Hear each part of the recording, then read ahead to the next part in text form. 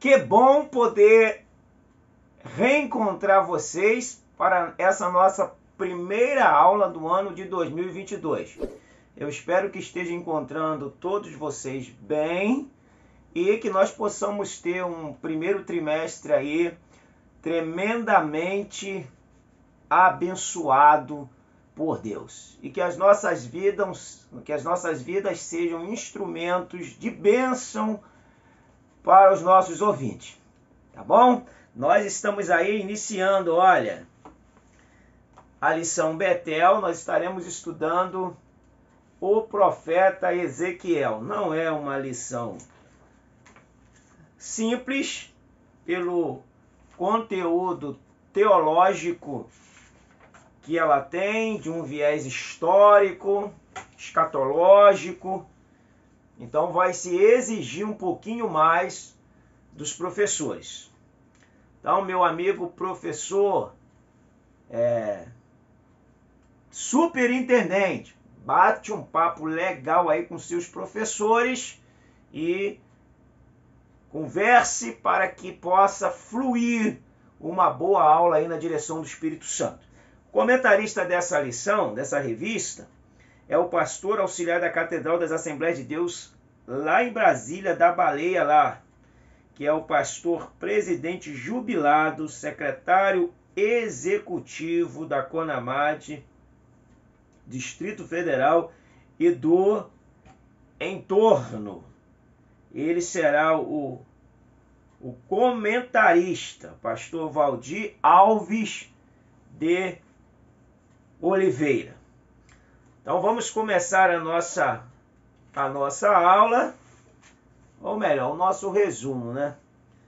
E que Deus possa nos usar aí poderosamente para abençoarmos vidas. Lembrando sempre que você que ensina, ensina com um único objetivo: transformar vidas. Não é para demonstrar conhecimento. É para que vidas sejam transformadas pelo poder do Evangelho. O tema é o chamado do profeta Ezequiel. Então nós temos alguns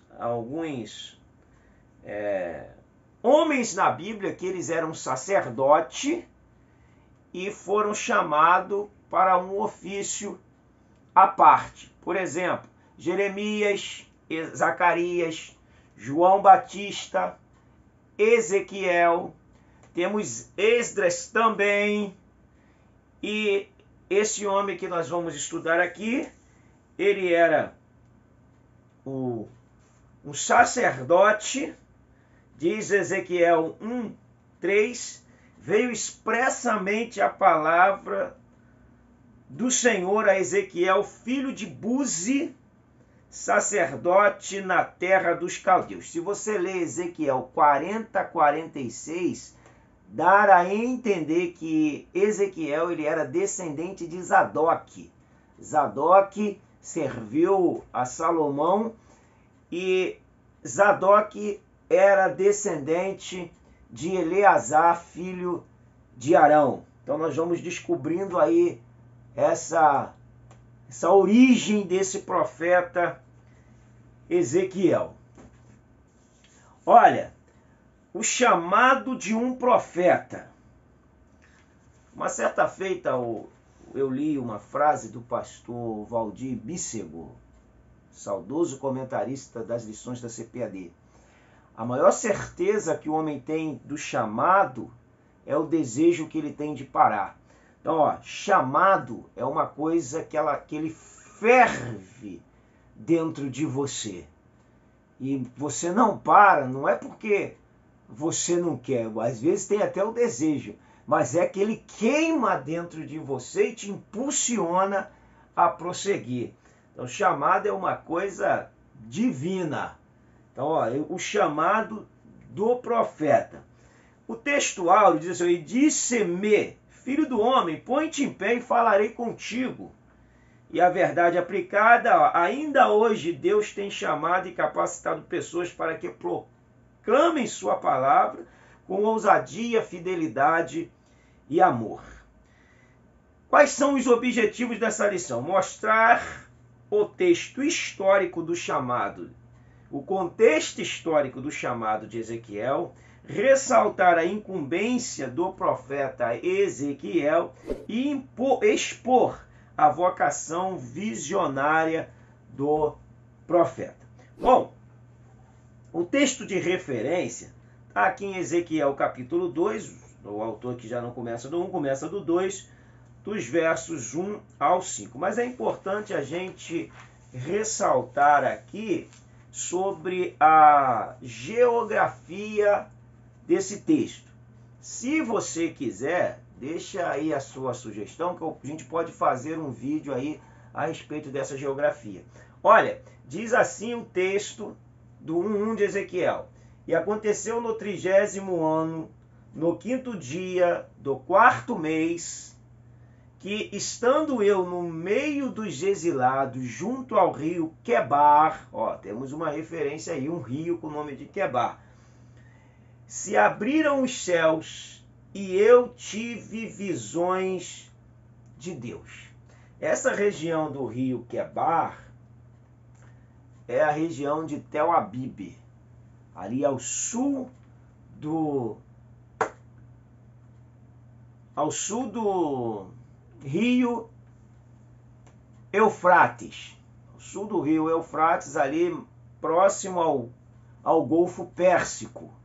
O rio Quebar, ele faz ali um paralelo ali ao rio Eufrates. Se quiser, qualquer coisa, você deixa o seu comentário aí que a gente faz aí uma breve geografia do local para você entender. Então, entender esse contexto, que ele está na Babilônia, em Tel Abib, próximo ao rio Quebar, quando ele tem essa visão de Deus que espantosamente o joga ao chão, porque a presença de Deus, ela é tão forte que ela nos impacta.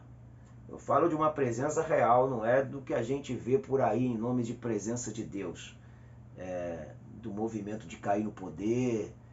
Isso aí precisa de terceiros. Eu falo de uma presença de Deus onde o seu contato com Deus te joga no solo.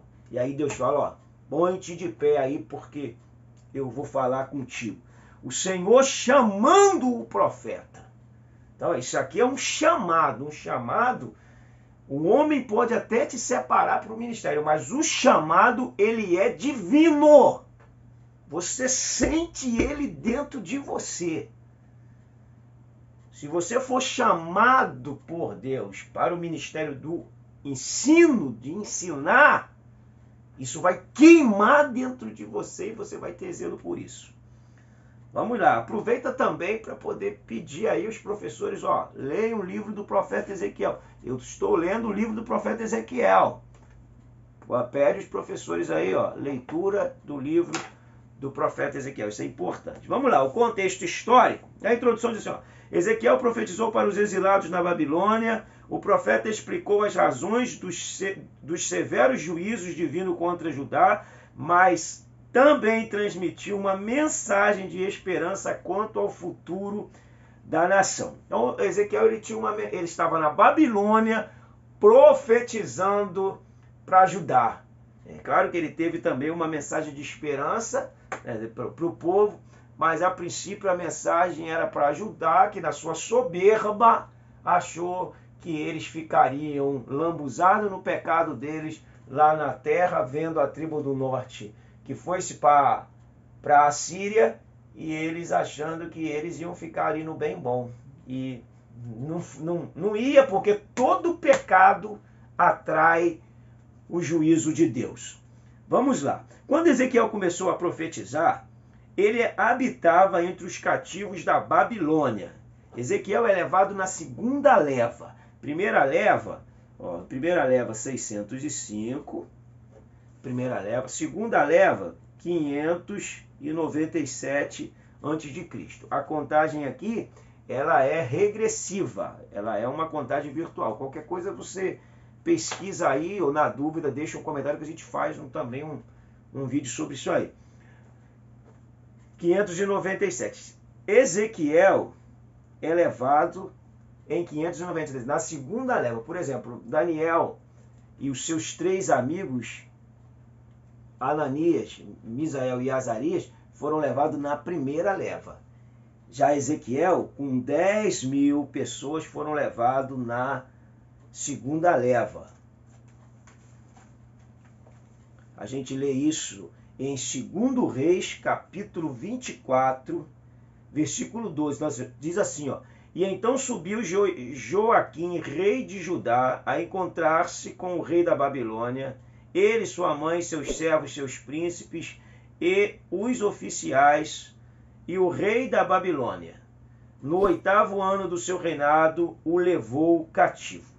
Versículo 14 diz assim, ó: E transportou toda Jerusalém, todos os príncipes, todos os homens valentes, todos os artífices e ferreiros, e todos, ao todos 10.000. Ninguém ficou senão o povo pobre da terra. Então ele leva tudo que era bom e deixa o povo pobre na terra, assim como fez o exército da Assíria, o Império Assírio.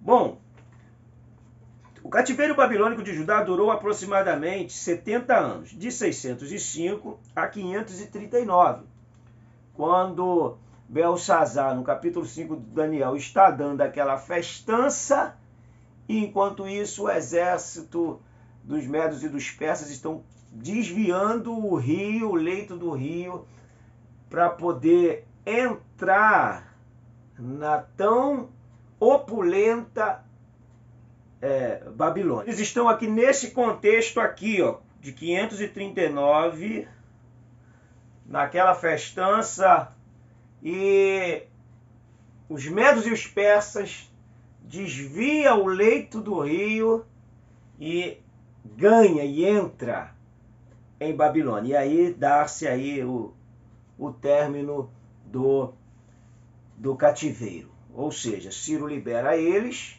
mas eles ainda continuavam ali sobre o poder e o domínio persa, sendo que o que Ciro fez foi liberar eles para retornarem, mas ainda estavam sobre a sua tutela. Então, no 5º ano do cativeiro do rei Joaquim, veio a palavra do Senhor a Ezequiel. Bom, Ezequiel, acredita-se que Ezequiel, e se aconteceu no 30º ano, acredita-se que esse 30º ano é o 30º ano de vida de Ezequiel, ou seja, ele tinha 30 anos quando isso ocorre. Ele já está na sua idade aí de começar a oficializar como sacerdote. Deus chama esse homem para uma tarefa muito, muito árdua, cujo nome significa Deus fortalece. Contemporâneo de Daniel e Jeremias, Ezequiel era filho de um sacerdote chamado Buzi e profetizou cerca de 22 anos, de 593 a 571, está aí na sua lição. Longe da sua terra natal. Ao receber o chamado, o profeta Ezequiel estava longe da sua terra natal. Claro, Jerusalém é aqui ao oeste e Babilônia é ao leste. Então ele fez isso aqui, ó, bum. Eu acho que eu já fiz até um vídeo sobre isso, não me lembro, mas eu acho que eu fiz. Então ele está longe da sua terra natal, agora com um povo diferente, com o povo ainda era o dele mesmo, né? Mas com uma cultura diferente, com normas diferentes, e eles tinham que ter a preocupação de manter a sua vida. Então Deus levanta o profeta para profetizar lá para Jerusalém, porque lá tem uns falsos profetas profetizando regalias e bênçãos para o povo. Olha só que coisa seríssima que estava acontecendo nesses dias. Estava lá o povo, aí me vem, por exemplo, no capítulo 5 de Jeremias, você vai ler, você vai ver que tinha profetas ali profetizando bonança. O 5:30 diz assim, ó, coisa espantosa e horrenda se anda fazendo na terra. Os profetas profetizam falsamente, e os sacerdotes dominam de mãos dadas com eles. E o que deseja o meu povo, porém, que fareis quando estas coisas chegarem ao seu fim? Jeremias 5:30. O povo está sendo esculachado pelo pecado. Aí vem o profeta e fala assim, está tudo tranquilo. E o sacerdote é conveniente, faz coesão com o falso profeta, se opondo à palavra de Deus. Mas o profeta verdadeiro está aí. Pode até estar em extinção, mas ainda está no meio do povo, levando a sério a palavra de Deus e sendo boca de Deus para o povo. Longe da sua terra natal, com saudade de Sião, eles sentiram quando estavam lá, a exigência feita por Deus ao profeta Ezequiel. A chamada implicava em se pôr de pé, se dispor, sair da acomodação e da inércia. Vamos lá, vamos agir. Vamos agitar e sair. Vamos sair da zona de conforto, porque tem muita coisa para fazer. Vamos balança a poeira aí, porque não tem tempo a perder, mesmo estando em terra estranha. Então Deus chama essa responsabilidade, e depois de receber a chamada, é preciso se impregnar da palavra, dar comida em forma de rolo ao ventre, para depois oferecer aos outros. Primeiro você come. Ela vai ser doce ao paladar, amarga ao ventre. Por quê? Porque a mensagem ela é dura para quem ia ouvi-la. E isso ia gerar oposição ao profeta. Seria amarga para a vida do profeta o que ele teria que falar. Até hoje a palavra de Deus é amarga, ainda mais hoje, nesses dias que as pessoas querem ouvir só coisas que lhe massageiam o ego. Não é verdade? Não deixe de deixar o seu comentário aí. Se você não for inscrito, se inscreva no canal. Não se deve, fica até o final aí com a gente, que com certeza essa aula será útil para lhe dar um auxílio. Quem recebe a chamada precisa saber que vai enfrentar conspiração de pessoas que não querem ouvir a verdade de Deus e serem confrontadas. O que você acha disso? Quem recebe a chamada tem que se preparar para essas oposições. E aí tem a oposição de fora e tem a oposição de dentro. Tem a oposição de dentro. Estrutura. Pele de rinoceronte. Sabe? Punhos firmes. Porque senão você retrocede do chamado. Ó, Deus nunca esquece dos fiéis. Devido ao pecado, Deus ordenou e permitiu que Jerusalém fosse destruída. Devido ao quê? Ao pecado. Se existe uma coisa que Deus não tolera, Deus não se associa ao pecado. O pecado é uma coisa que provoca nojo em Deus. Por que não provoca em nós? O certo seria tudo que provocasse nojo em Deus, provocar em nós. Só que, para isso, a gente precisa manter um contato mais íntimo, mais chegado, mais próximo de Deus, para a gente repudiar o que Deus repudia. O que acontece? Às vezes, nós mantemos mais contato e mais aproximação com o pecado, nos distanciamos de Deus, e aí nós perdemos esse senso de pecaminosidade. Vamos nós. O 2 diz assim, a incumbência do profeta Ezequiel. O profeta também ressalta a responsabilidade pessoal de cada indivíduo. Não pode ficar jogando na conta e terceirizando, não. Perante Deus, em vez de se restringir a culpa aos antepassados e aos seus pecados como única causa de exílio e julgamento de Deus, não terceirize suas ações. Eu não sou culpado pelo pecado de A, de B, não sou culpado do pecado de Adão, eu sou culpado dos meus próprios pecados. Deus não quer as minhas desculpas, Deus não quer que eu fique inventando desculpas, Deus quer as nossas culpas. Senhor, eu fiz mesmo, eu cometi mesmo.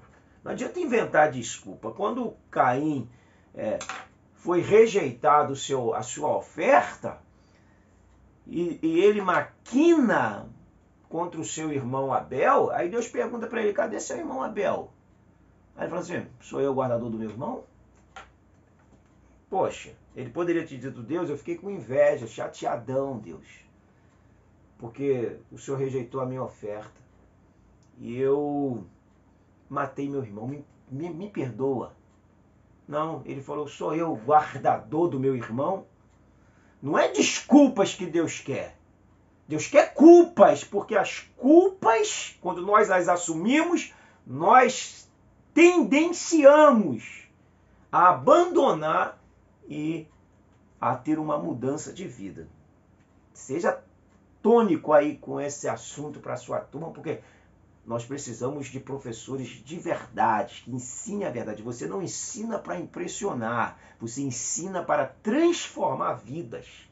Glória a Deus. Vamos lá, Deus usa onde Ele quer. Deus usa onde Ele quer. Primeiro, Deus usa quem Ele quer. Eu tenho as minhas restrições sobre essa expressão. O Senhor usa os pequenos para confundir os grandes. Eu tenho essa dificuldade de entender. Deus usa quem Ele quer. Como assim? Depende do contexto. No contexto de entregar uma mensagem profética, de verdade, Deus vai usar quem está em sintonia com Ele. Então, isso é muito relativo. Para a gente ficar afirmando algumas coisas de modo enfático e abrangente. Por exemplo, Deus pode usar uma pessoa que não é cristão para te abençoar com uma doação, com alguma coisa? Pode. Nesse contexto, Deus usa quem Ele quer. Agora, no contexto espiritual, eu já acho que existe uma restrição, uma seleção, existe um padrão estabelecido por Deus, só que a gente criou essa máxima. Deus usa quem Ele quer. Tem umas máximas no Evangelho que é difícil de engolir. Deus usa quem Ele quer. Deus sabe de todas as coisas. Isso não tem nada a ver. São máximas criadas por aqueles que mais gostam de dar desculpas. A pessoa não faz a sua função e fala assim, Deus sabe de todas as coisas. Mas ele nunca fala o motivo que o impediu. Ele só fala que Deus sabe de todas as coisas. Saber, é claro que Deus sabe. Deus sabe da minha omissão, da minha negligência, dos nossos relaxamentos, da busca pelos nossos prazeres em detrimento às coisas de Deus. Deus sabe de tudo isso. Menos nós que muitas das vezes não caímos na real. Então vamos lá. Deus usa onde Ele quer? Sim, Deus usa onde Ele quer. Como anunciado em Listra, Deus não se deixou a si mesmo sem testemunha. Deus usa, isso aqui é claro, Deus usa onde Ele quer. Onde tiver um instrumento dele, é uma oportunidade para Deus usar, para Deus se manifestar. Então Deus usou os homens deles aí em locais pagãos, porque eles não optaram por estar lá. Eles foram para lá por força das circunstâncias. Uma coisa é eu decidir ir para um lugar pagão por minha própria vontade. Outra coisa é eu estar naquele lugar pagão por força das circunstâncias. Quando é minha opção estar ali, pode ser que eu me embriague no vinho do pecado. Se eu for para lá por força das circunstâncias, com certeza eu vou conseguir manter o meu padrão de vida lá, como fez Ezequiel, Daniel e tantos outros homens que conviveram ali no meio do mundo pagão, babilônico e também dos medos e dos persas. Deus usa na hora que Ele quer. É claro, isso aí é o cronograma divino. Isso aí é o kairos, o tempo divino. Precisou ser usado, Deus vai levantar para usar. A Bíblia registra o chamado de Deus ou a pessoa sendo usada pelo Senhor em diversos momentos. Não é possível o ser humano estabelecer um momento mais adequado para Deus usar uma pessoa e realizar sua obra. Ah, Deus vai me usar agora. Ah, Deus, não somos nós que estabelecemos o momento de Deus nos usar. Isso é um momento estabelecido por Deus. Então, ó, vamos abaixar a nossa bola e vamos estar sempre na brecha, porque Deus precisou nos acionar. Nós estamos aí para sermos acionados. E o 3, ó, um profeta com vocação visionária. A expectativa visionária era uma marca natural e reconhecida do profeta Ezequiel. A palavra de Deus vinha e se impregnava dentro do seu ser por meio de visões tão claras e vários símbolos que eram dada pelo Senhor. Bom, tá, foi dado pelo Senhor, esse símbolo foi dado pelo Senhor. Ele tinha visões de Deus. Ter visão de Deus e ter visão no que você faz são duas coisas importantíssimas. Você ser uma pessoa de visão, sabe? Conseguir enxergar as coisas de modo inteligente. E você ter visões espirituais para estar conduzindo a obra do Senhor. São coisas que não pode faltar a nós, principalmente a nós pentecostais que cremos nessas manifestações sobrenaturais de Deus e que isso não pode sair de dentro de nós. Dons espirituais, visões espirituais, batismo com o Espírito Santo, essas coisas não podem se ausentar da nossa vida cristã como servos de Deus que acreditamos nas coisas sobrenaturais. Porque também estamos criando uma geração aí que não acredita mais por não ter experiência de sinais de Deus. Vamos despertar. Oh, aleluia. É o momento de despertar. É o momento de despertar para esse lado. Um profeta, uma vocação visionária. A experiência visionária era ali, né? A visão do rolo de um livro. O rolo que o profeta recebera continha palavras do Senhor e ele tinha a responsabilidade de entregá-la. Digamos que você domingo está com o rolo na sua mão. Pode ser que o Pai, que o Espírito Santo te traga uma iluminação desse rolo aqui, sobrenatural. A sua responsabilidade é entregar, seja quem quer que esteja na sua aula. Como profeta, o seu papel é entregar a mensagem que Deus te deu toda na íntegra. Nem que seja com parábolas e por meios sábios. Mas você tem que entregar aquilo que Deus está mudando. Não muda a tua mensagem porque tem alguém presente ali que pode de repente te jogar no calabouço. Fale. Fale e entregue aquilo que Deus te entregou. Porque esse é o papel. Você, como professor, é um porta-voz da palavra de Deus. A visão do rolo de um livro, a visão dos querubins. Os querubins são seres angelicais associados à manifestação da santidade e da glória de Deus. A palavra como anjos guardadores, eles... Aí vai falar a respeito dos querubins que guardavam o Éden. Nessa visão, Ezequiel, os querubins que apareciam como brasas de fogo ardente anunciavam aos exilados a glória e a santidade de Deus. Olha que assunto que hoje não está mais em pauta. Santidade. Nós somos treinados hoje a pecar e pedir perdão e não somos treinados a sermos santos. Não temos a teologia preventiva, temos a teologia corretiva. A teologia preventiva é aquela que vai nos ensinar a ser santo. Romanos 6, que não reine o pecado mortal em seu corpo. Essa é a preventiva. Você precisa disso, a gente precisa falar sobre isso. E qual a teologia corretiva? Se pecar, temos um advogado junto ao Pai. A gente fica nessa teoria. Não, se você pecar, você tem um advogado. E a preventiva? Que não reine o pecado em vosso corpo. Nós somos treinados a pecar e pedir perdão e não somos treinados a sermos santos diante do Senhor. Que Deus nos ajude. Que seja esse momento, da gente falar sobre isso. Sobre santidade de Deus. E, terceiro lugar, a visão do juízo e restauração.